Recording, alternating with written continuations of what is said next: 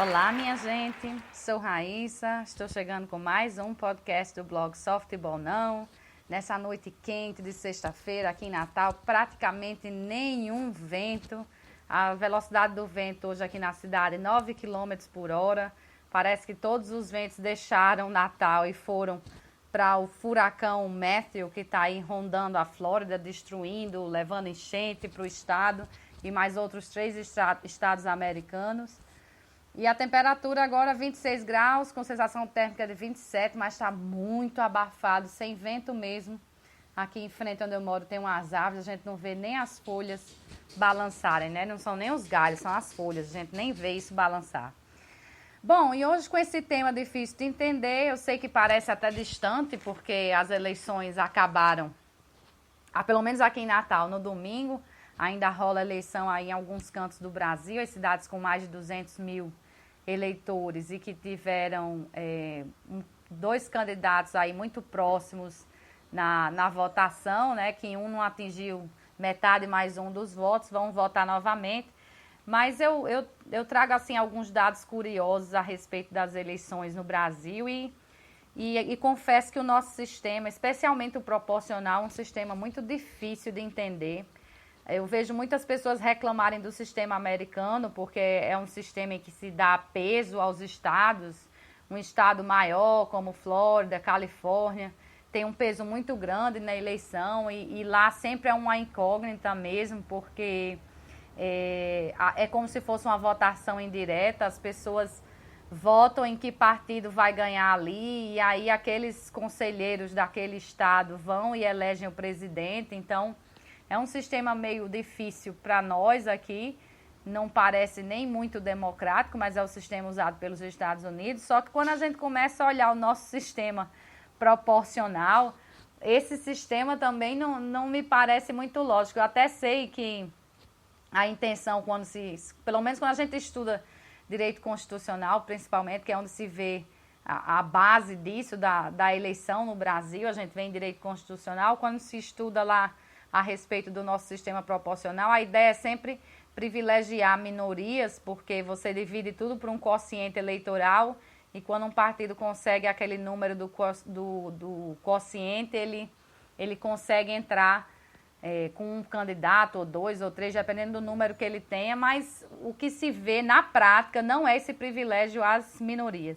Eu até assim, explicando rapidamente para quem nunca ouviu falar nisso, nesse quociente ou coeficiente eleitoral, por exemplo, imaginemos que votos válidos para a Câmara de Vereadores aqui em Natal tenham sido 200 mil nessa eleição. E imaginemos também, até para facilitar o cálculo aqui matemático, porque eu sou de humanas, não sou muito boa de cálculo, imaginemos então que a gente tenha 20 cadeiras na Câmara de Vereadores. Então a gente divide esses 200 mil por essas 20 cadeiras, e aí nós vamos ter um coeficiente de 10 mil. Então, cada vez que um partido atingir, o partido, não um candidato, cada vez que um determinado partido atingir 10 mil votos, ele ganha direito a uma cadeira lá na Câmara dos Vereadores. Então, se a gente tiver, por exemplo, um partido com 100 mil votos, né? Então, dentro de 100 mil, a gente tem 10 vezes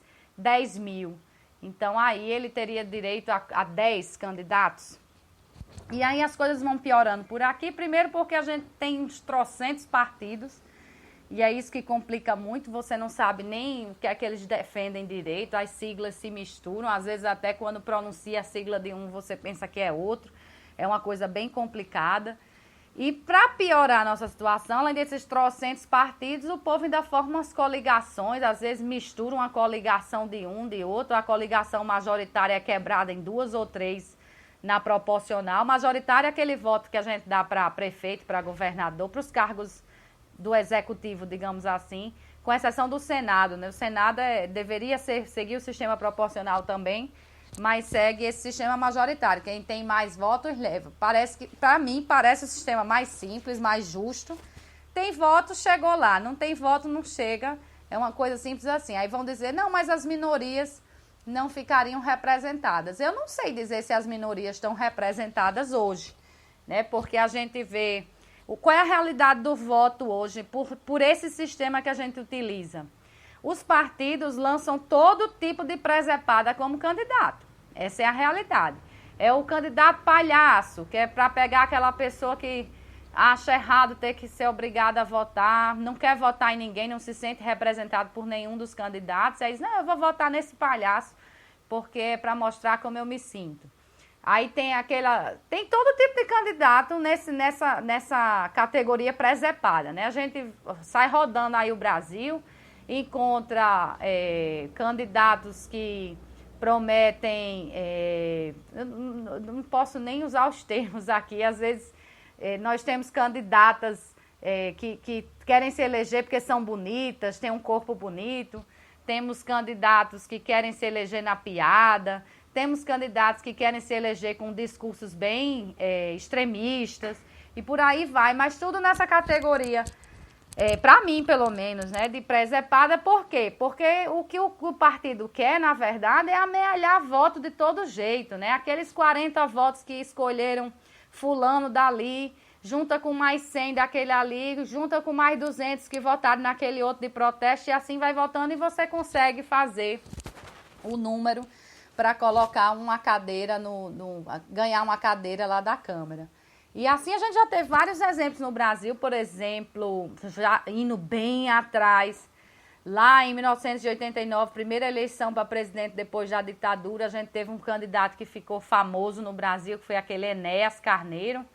Enéas era praticamente um doido, dizem que era muito inteligente, mas ele só tinha acho que 15 segundos para falar, então ele fazia o discurso dele com aquela cara de raiva, uma coisa acelerada e tornou-se conhecido no Brasil por isso. Teve muitos votos, não chegou aí para o segundo turno, que é outra excrescência do nosso sistema. Não sei para que segundo turno, você tem que saber em quem você quer votar logo desde o primeiro. Se você não sabe em quem você quer votar, então eu pelo menos nunca vi segundo turno mudar alguma realidade aqui.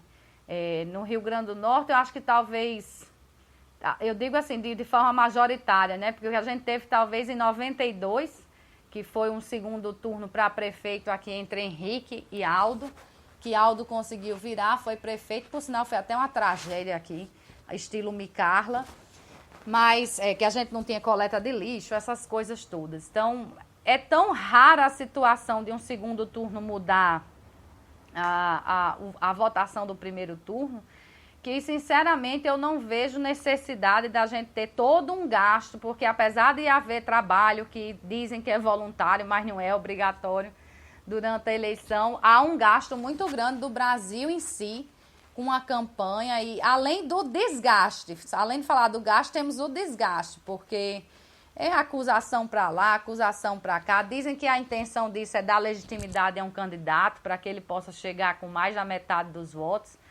mas não é o que a gente tem visto. Mas deixa eu parar aqui com essa candidatura majoritária, porque eu estava falando da proporcional e já me empolguei e avancei na majoritária, eu falo já da majoritária.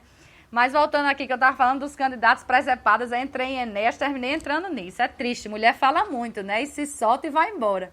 Mas o Enéas, então, ele depois saiu para candidato, salvo engano, deputado federal em São Paulo.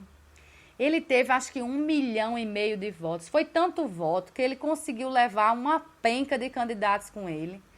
Uma das candidatas, que ninguém sabia nem quem era, por sinal, teve apenas 500 votos. Você imagine um deputado federal pelo estado de São Paulo, porque aqui no Rio Grande do Norte, que é um estado pequeno, nós não teríamos um deputado federal eleito com 500 votos. Não temos nem em Natal aqui um vereador eleito com 500 votos. É impossível. Bom, impossível, aspas, né? Às vezes não é bem assim. Mas tivemos, então, essa situação em São Paulo, que, aliás, se repete muito. Tiririca é o exemplo mais recente, né, de candidato protesto, que fazia a campanha dele com piada sobre a situação dos políticos, o que é que o político faz. Não sei, você sabe, então vote em mim, quando eu chegar lá eu lhe digo.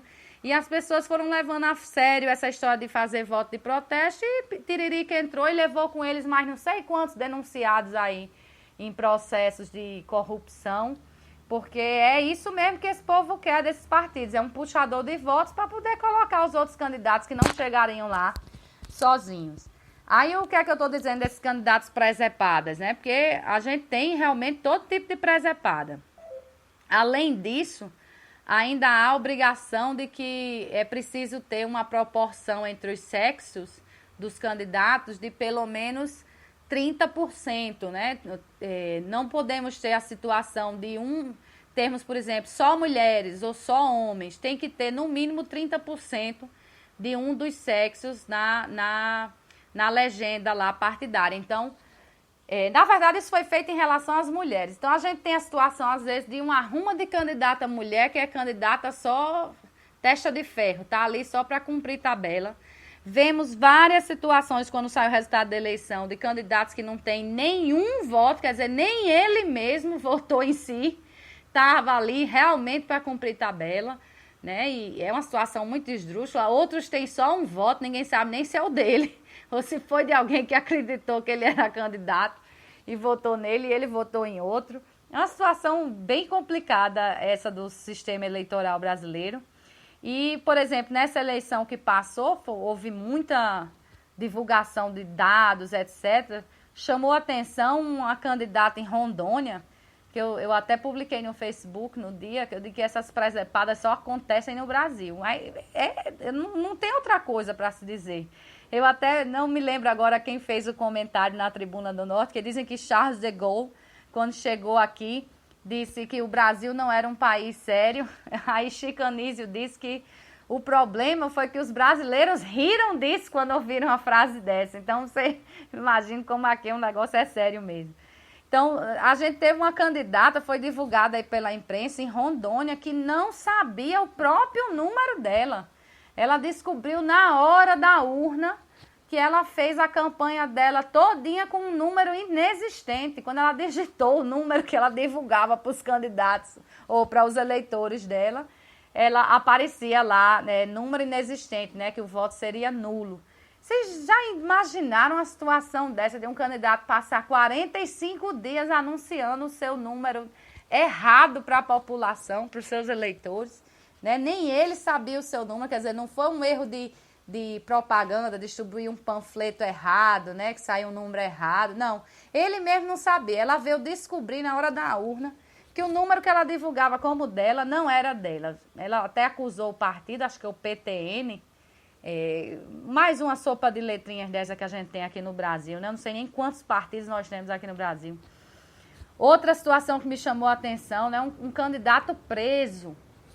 Ele não foi preso durante a eleição, não. Ele era um preso, ele estava dentro de um presídio, fazendo campanha.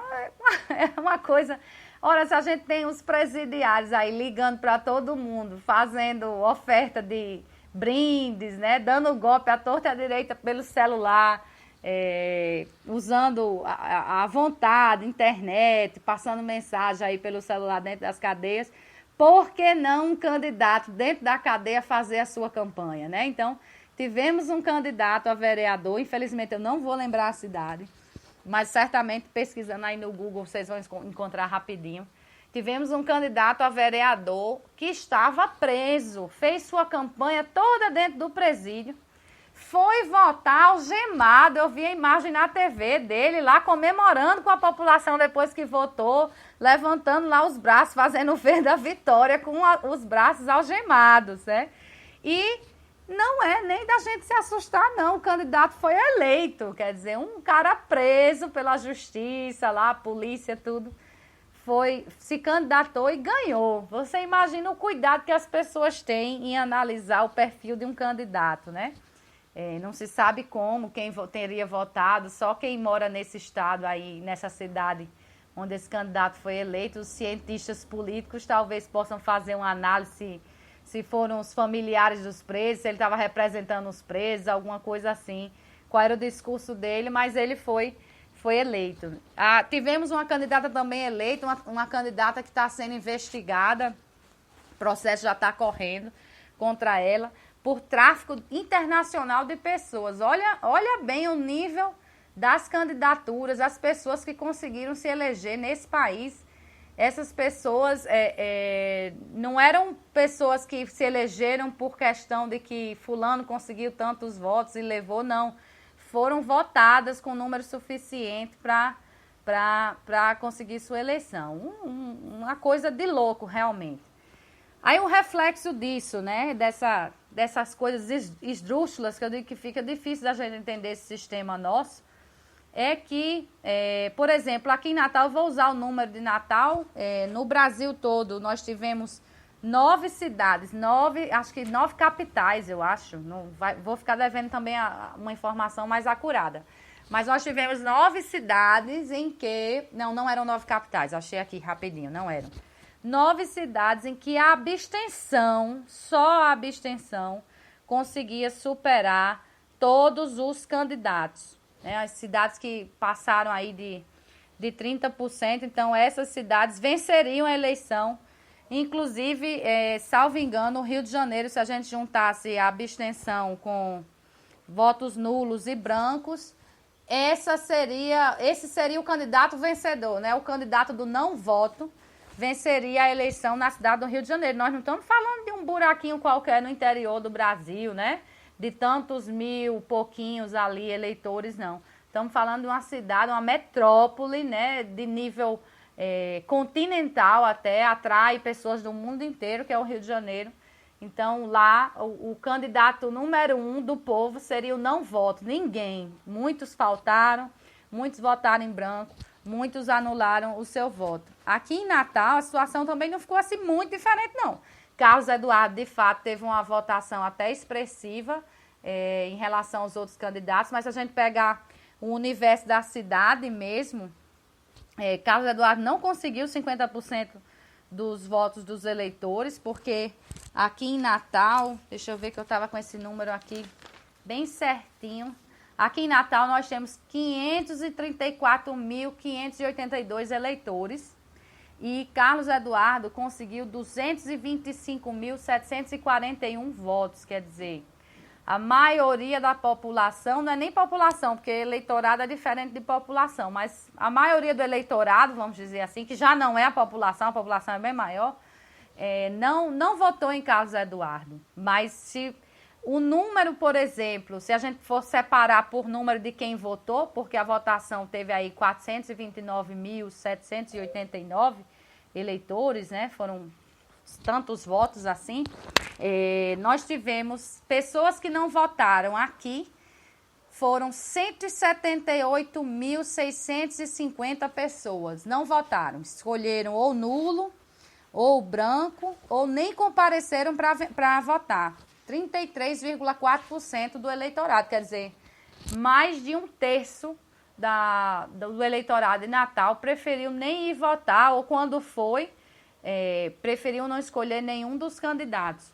E se a gente pegar o número dos outros candidatos, vamos tirar Carlos Eduardo, porque ele realmente supera esse número, mas se a gente somar todos os outros candidatos, nós temos Kelps Lima, Fernando Mineiro, Roberto Paulino, Márcia Maia, Rosália Fernandes, Freitas Júnior, somando todos esses outros candidatos, eles obtiveram 130.185 votos, ou seja, quase que 50 mil votos a menos do que quem não votou em candidato nenhum.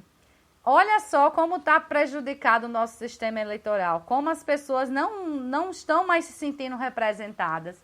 E é preciso se repensar com força, né, com vontade de mudar. O difícil é que esse tipo de votação para mudar, para fazer uma reforma política, apesar de poder começar com a população, e deveria começar com a população, deveria começar com uma instituição como a Ordem dos Advogados do Brasil, puxando esses votos, essas assinaturas, né, das pessoas para conseguir fazer um projeto de lei a respeito, porque se for depender desses candidatos, minha gente, esse sistema está super confortável para eles, porque é esse o sistema que tem permitido a eleição dessas criaturas que estão aí, boas ou não boas, elas conseguiram seus votos nesse sistema. Então, dificilmente alguém vai querer mudar um negócio que está lhe servindo.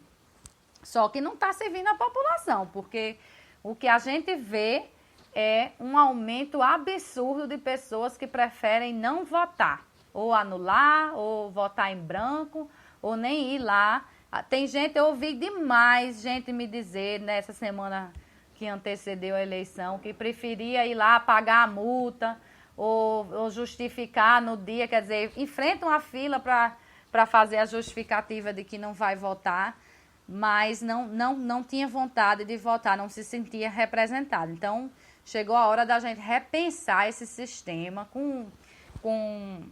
temos que discutir, né, com toda a população, ver se é isso mesmo que a gente quer, uma sigla que não represente nada, porque o que a gente vê aí são umas sopas de letrinhas que estão muito longe de pelo menos terem um nome que bata com as suas ideias.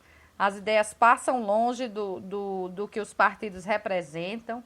A gente tem um verdadeiro centrão em muitos partidos.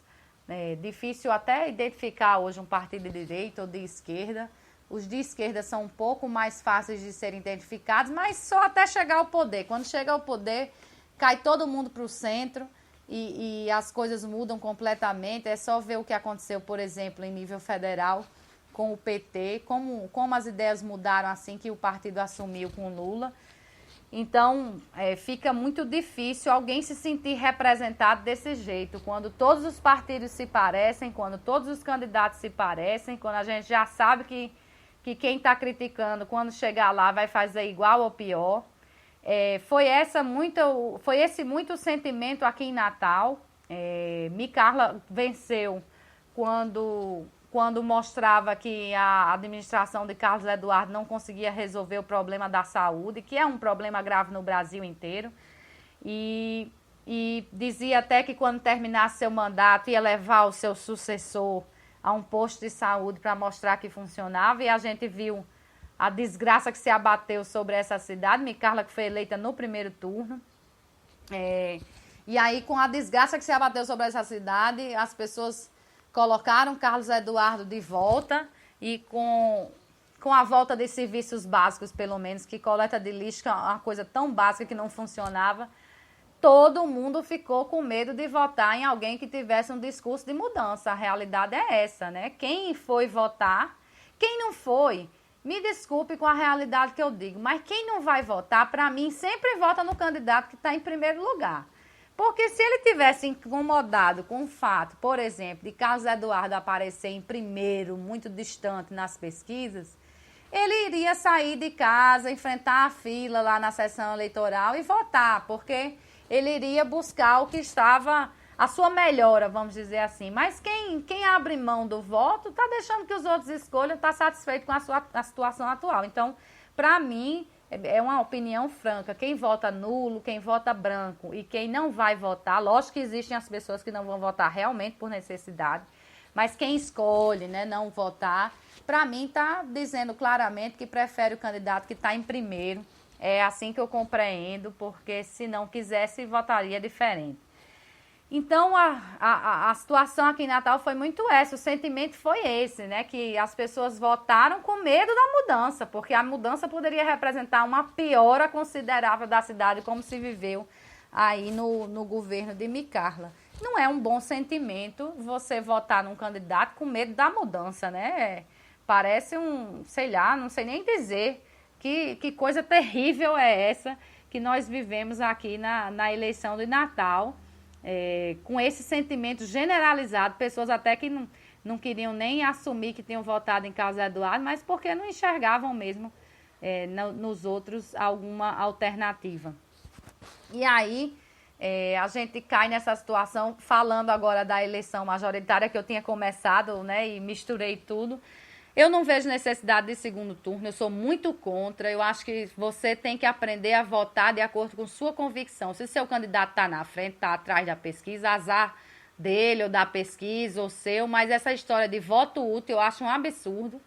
Voto em quem está na frente, porque tem gente que pensa assim, eu vou perder meu voto. Não, você perde seu voto se você anular, se você votar em branco, mas se você votar num candidato, você não está perdendo seu voto. Ele é considerado válido, ele só é inválido se for branco ou nulo.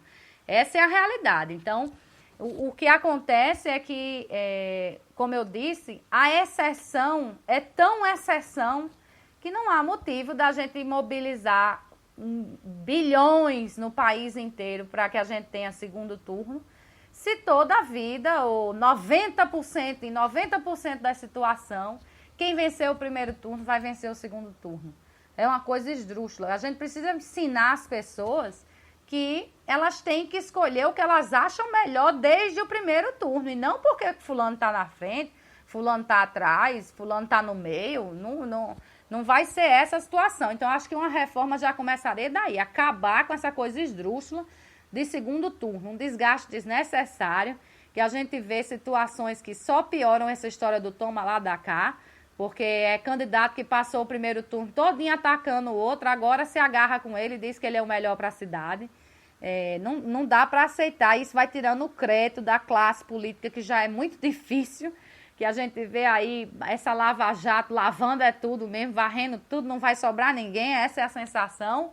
E esse descrédito todo da classe política, e a gente já tem essa situação dos próprios políticos ajudarem no descrédito, na hora que ficam um primeiro turno todinho atacando uma pessoa e depois a gente diz, não, essa é a melhor opção para a cidade.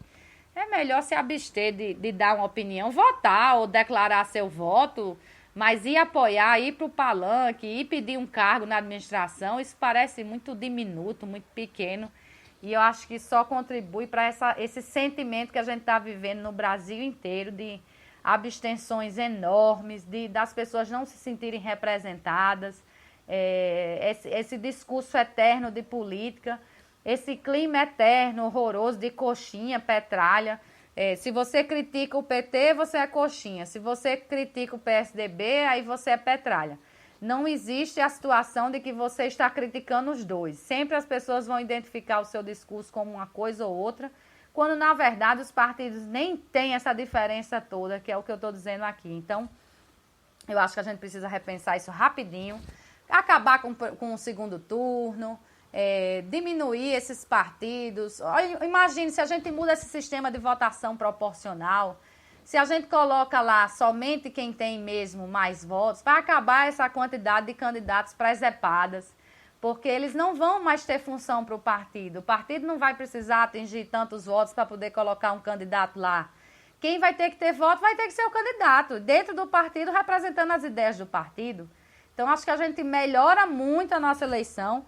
Eu sempre uso como exemplo a situação de candidatos que recebem muitos votos e ficam de fora. Nessa eleição agora, a gente teve a situação da vereadora Amanda Gugel. Eu não vou lembrar os números exatamente, mas me parece que na eleição passada ela estava numa coligação. Ela é do PSTU e estava numa coligação, acho que com o PSOL. Me perdoem se eu estiver errando aqui, dizendo alguma besteira, mas eu sei que ela estava numa coligação. Mas, independente disso, ela conseguiu, com aquele discurso dela do salário do professor em relação ao a ajuda de custos lá dos deputados para roupa, não sei o quê, na Assembleia Legislativa, ela conseguiu, com aquele discurso, angariar mais de 30 mil votos, um número expressivo para uma votação proporcional aqui em Natal. E, com isso, ela levou alguns vereadores até que aqui, salvo engano, tiveram 500 votos e conseguiram entrar. E aí, nessa eleição, o PSTU decidiu não se coligar. E eu acho houve até quem dissesse que isso era um orgulho, porque o PSTU achava que ia ganhar sozinho, que não queria compartilhar seus votos, né? Os votos de Amanda Gugel não seriam compartilhados. Eu não sei qual foi a motivação do PSTU para não ter se coligado, mas eu aplaudo não ter se coligado. Eu acho um absurdo essas coligações, já deveriam ter sido proibidas. Você vai votar num partido e fica somando os votos seus, às vezes com um partido que não tem nada a ver com esse, e bota... Bom, aí a gente entra nesse problema que eu estou aqui batendo.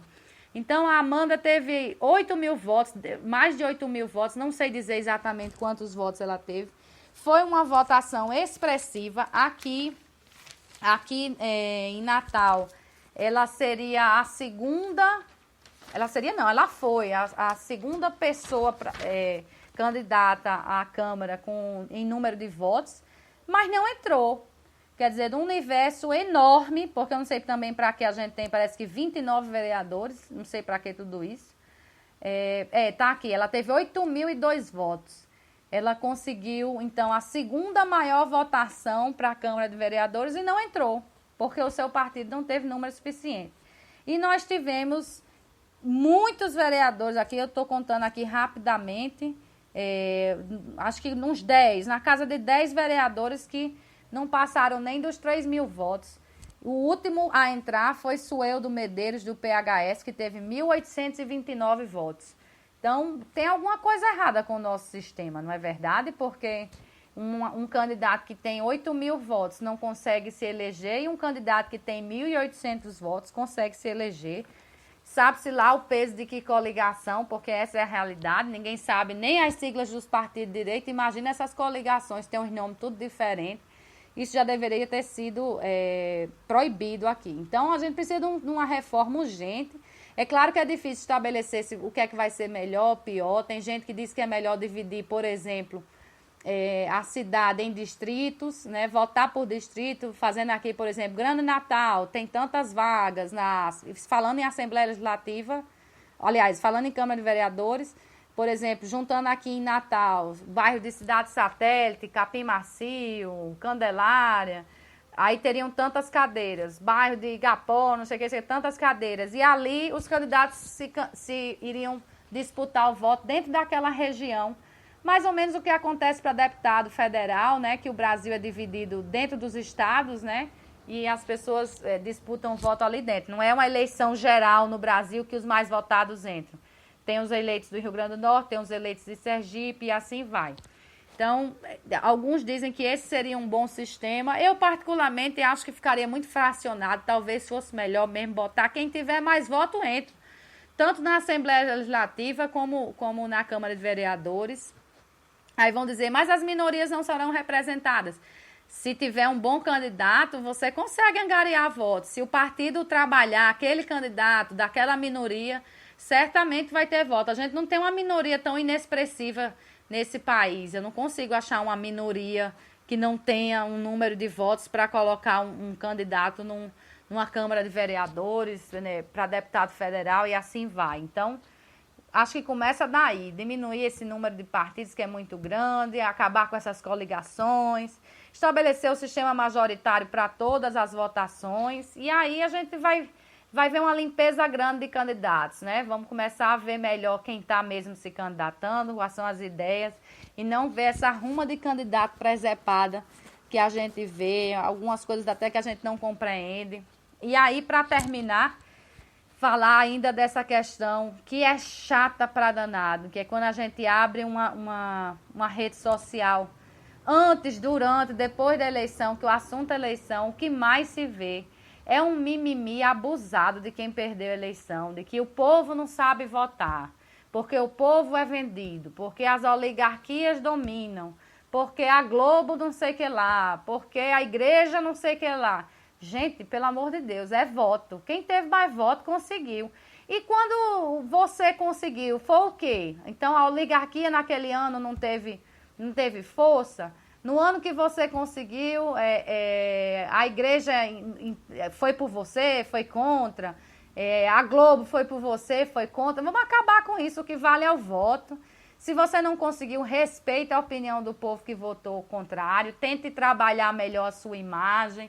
Talvez a sua mensagem não tenha chegado do jeito que deveria chegar, você tenha se expressado mal, ou aceite a realidade que talvez você não represente o que você acha que representa. Também tem isso, né? É preciso reconhecer essas coisas. Falando nisso, tem até um candidato que eu sempre digo que eu acho que ele tem as ideias meio atravessadas, mas eu vou dizer, foi quem expressou a melhor análise da eleição quando votou, foi publicada acho que na edição especial da Tribuna, foi Robério Paulino. Eu gostei muito do que ele falou, né? Que ele disse que, de um modo geral, ele achou a campanha fria. Vou dizer exatamente o que ele disse aqui. Senti que a campanha, nesses últimos dias, estava muito mais fria que das outras vezes. Lamentável. A responsabilidade disso é da classe política, que em Brasília, que o país inteiro nesses escândalos como Lava Jato, Petrolão, Mensalão, levam à descrença à população. Mas não achamos que a luta se encerra na eleição. Quer dizer, olha a lucidez desse candidato, que eu achava que tinha as ideias atravessadas, né? Eu faço até o meu meia-culpa aqui em relação a isso, porque foi o candidato que melhor expressou o que a gente viu. a campanha não empolgou. As pessoas estão meio que de saco cheio da classe política, estão de saco cheio de votar. Esses números de abstenção mostram isso.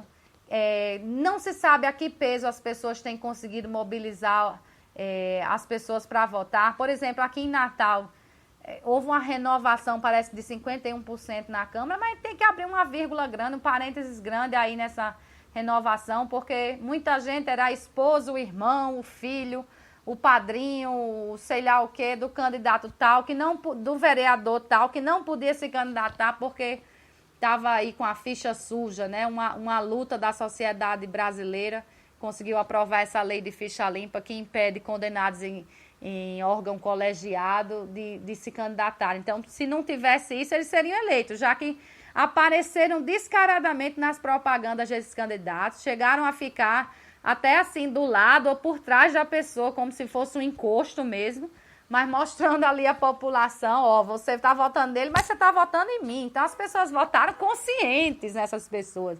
Não foi um voto inconsciente. Mas o que a gente tem, às vezes, é justamente isso, a mobilização apenas daqueles que têm algum interesse. Os que deveriam estar interessados em mudar a situação estão preferindo não ir lá, não votar em ninguém, anular o voto. A gente precisa mudar essa realidade. Me preocupa muito essa situação de descrédito brasileiro em geral. Não se vê nenhuma mobilização dessa classe política para fazer essa reforma que é tão necessária. Por isso que eu faço esse apelo para que a OAB encampe essa ideia. Também não vamos mudar muita coisa. Eu não sei se voto distrital seria a melhor solução, que eu já vi uma proposta da OAB nesse sentido. Acho que era a hora da gente experimentar, não é tentativa e erro aqui no Brasil, que se faz sempre. Vamos experimentar o sistema majoritário, que é o sistema simples, fácil de entender, que eu voto em fulano e meu voto é de fulano. Se ele não teve voto suficiente, ele não vai chegar lá. Mas se ele tiver, ele chega, né? Então, a gente está precisando disso, dessa mobilização para mudança, para ver se essas pessoas começam a enxergar a eleição como caminho em que todo mundo se iguala, porque o meu voto vale a mesma coisa que o seu, não importa se você tem mais dinheiro ou menos dinheiro, se você é mais branco ou mais preto, se você é homem ou é mulher, ou se você mora na Zona Sul ou na Zona Norte, nada disso, né? Não tem essas diferenças, né? O meu voto é o mesmo que o seu, o mesmo peso, a mesma coisa. Então, vamos transformar isso na eleição proporcional também, transformar todo esse sistema em sistema majoritário, que o voto vale a mesma coisa e cada um vote naquele que representar melhor as ideias do partido ou nas ideias que você defende, porque o que a gente vê hoje é uma situação realmente muito difícil e com a classe política conseguindo cada vez mais afastar a população desse processo tão importante para a democracia, que é a eleição. Eu cheguei até a ver falando rapidamente, uma entrevista de um estudioso aí, não me lembro o país, de um desses países nórdicos, falando que necessariamente a eleição não é o sistema mais democrático. Ele fala até que a eleição deveria ser para o sistema de sorteio, com umas ideias bem doidinhas, pelo menos por enquanto, mas pelo menos é uma chacoalhada, né? Está se tentando mobilizar as pessoas para alguma coisa. É isso. Bom, minha gente, terminei. Eu acho até difícil quando eu tenho que tratar de uma coisa assim mais séria na sexta-feira, que eu sempre prometo que esse dia é um dia mais leve, mas eu não pude deixar passar essa realidade triste que saiu da eleição de domingo, que continua ainda em algumas capitais, mas eu vejo que esse pessoal que se mobiliza muito em rede social para defender A ou B, talvez se a gente conseguisse uma mobilização para esse sistema, né, não ter mais segundo turno, vamos poupar o dinheiro do Brasil que já está em crise, de acabar com muitas legendas que não representam nada, na verdade são só legendas de aluguel, que a cada eleição os candidatos ficam migrando igual as aves, verão estão num canto, inverno estão em outro. Transformar esse sistema proporcional em majoritário, certamente as minorias vão conseguir se eleger mais até do que hoje. Veja aí a candidata Amanda Gurgel, que é reconhecidamente uma candidata de esquerda, porque é do PSTU, e não conseguiu sua eleição com 8 mil votos, perdeu para candidatos com 1.000 votos, então 1.800 votos. É preciso repensar, vamos repensar e espero que a gente consiga uma melhora nesse aspecto. Faço o convite para amanhã, o bate-papo em inglês, 11h30 da manhã. Domingo, 10 horas, né? Vamos ter um bate-papo sobre o nosso futebol. Muita coisa para falar. Teve jogo da seleção aqui. Por sinal, hoje a gente encontrou no Midway Mall com Lucas Lima e Oscar, passeando lá pelo Midway. Muito espertos, né? Para quem for mais de perto, eu digo porque eles são espertos depois. E vamos falar de seleção, vamos falar do jogo do ABC, que pode subir hoje, tá aí agora quase 50 minutos da Série B, porque tá acabando o primeiro tempo já do jogo, né? Tá 0-0. Tá jogando com o Botafogo de São Paulo, aqui no Frasqueirão.